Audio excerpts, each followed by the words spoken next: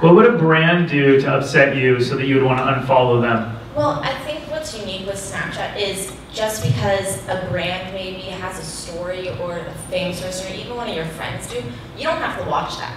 You choose to click on it, so that's why I've never been annoyed with anyone, because if I see it's more than like 70 seconds, I'm just not going to keep clicking. So I think it does definitely keep you engaged. If you have I would say for businesses, like a longer story gets frustrating to tap through. And when you don't maybe know what's going on in the stories, and it's yeah, like really confusing. And I think that's the main thing. If you see like a 200-second story, it's kind of intimidating. You don't want to tap through every single like 10-second thing. Can I bring you guys up to speed on what she means by the tapping? Does anyone not know what that means on the tapping? You do know what it means.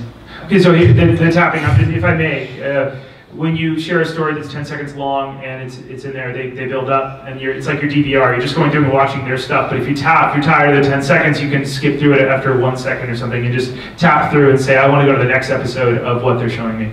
And I think like 200 seconds is a little intimidating unless it's something cool like New York Fashion Week or videos behind the scenes at the Rose Parade or something like that where it's like, okay, I want to see more, and everyone has their own opinions. So it's like, okay, with my annoying 300-second Taylor Swift story, some people are like, I hate Taylor Swift, like sending me Snapchats like, Jessica, stop. But then some people are sending me like, you're making my life right now, like I feel like I'm at the concert, I'm so excited, thank you. And so it's just like different opinions, and just let it roll off your back. Also, one more thing, if they send you the Snapchat and they also put that on the story, that kind of is one of my pet peeves. So don't do it. Makes me maybe unfollow that person. Depersonalized is the biggest problem sometimes you get with Snapchat.